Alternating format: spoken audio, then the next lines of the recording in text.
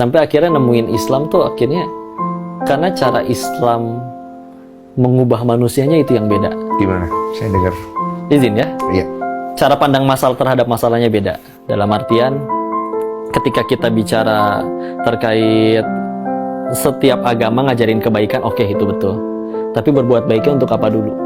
Ada yang berbuat baiknya supaya orang lain nanti gak ganggu kita. Ada yang berbuat baik supaya nanti orang nolongin kita. Kalau di Islam, makin lu nurut sama yang katanya pencipta dunia, lu bakal makin dikeprek masalah. Bakal tambah banyak masalahnya. Bahkan Al-Quran sendiri ngomong kayak gitu. Ya. Contoh ya, Quran surat 29 Al-Ankabut ayat kedua. Ahasiban nasu ayusroku ayakulu amanna wahum la yuftanun. Kalau bahasa kitanya, jangan lu ngaku udah beriman, terus gak akan diuji gitu. Malah digituin.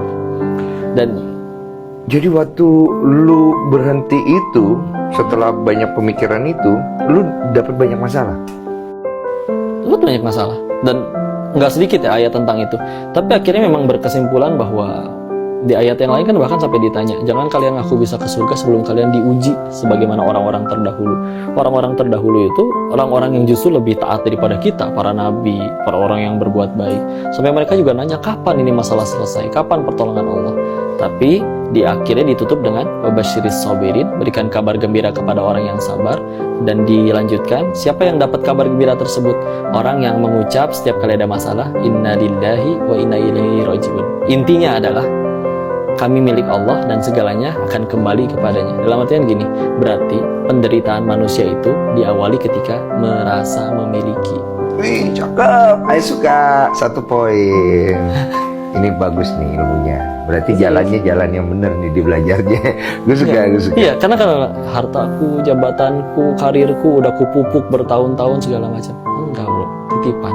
Buktinya ada orang yang udah dapat itu semua bahagia nggak? Enggak. Justru itulah cara Islam ngebahagiain orang.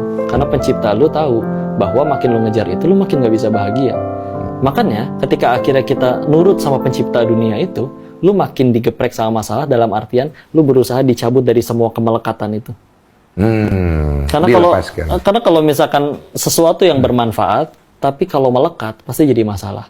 Mikrofon misalkan, kalau nggak pakai itu satu masjid nggak akan kedengeran. Tapi kalau itu nempel sama tangan lu cebok susah, lu makan susah. Padahal benda itu bermanfaat. Apalagi ini nemploknya di hati.